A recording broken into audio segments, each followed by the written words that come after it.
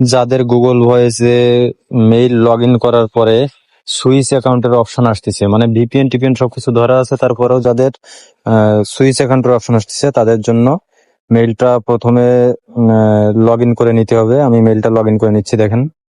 হ্যাঁ, মেইলটা log in করে নেওয়ার পর আমি দুটাই একসাথে নিলাম, পাসওয়ার্ডটা কাট করে নিলাম, নেক্সটে ক্লিক করলাম। এখন পাসওয়ার্ড পেস্ট করছি,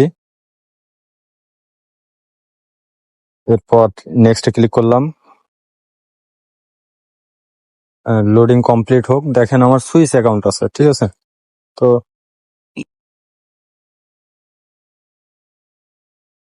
যে দেখেন আমার এটা লোডিং কমপ্লিট হওয়ার পরেই দেখবেন যে সুইচ অ্যাকাউন্ট আছে। তো ভাই এটা কোনো ব্যাপার না, এটা নর্মাল ইস্যু। লোডিং কমপ্লিট হওয়ার পরে আমি ফোন থেকে করছি, তাই ফোনটা আমি ডেস্কটপ মুড করে নিচ্ছি। হ্যাঁ, ডেস্কটপ মুড করে নিলাম ফোনের ব্রাউজারটা।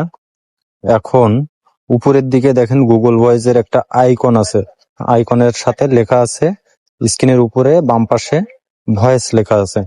ওইটার পরে একটা ক্লিক দিব আমি, লোডটা কমপ্লিট হয়ে ক্লিক দিছি। এখন স্ক্রিনের ডান পাশে উপরের দিকে সেটিংসে ক্লিক করলাম, গেট এ নাম্বারে ক্লিক করলাম। এবার দেখেন যে কন্টিনিউ চলে আসছে, ঠিক আছে।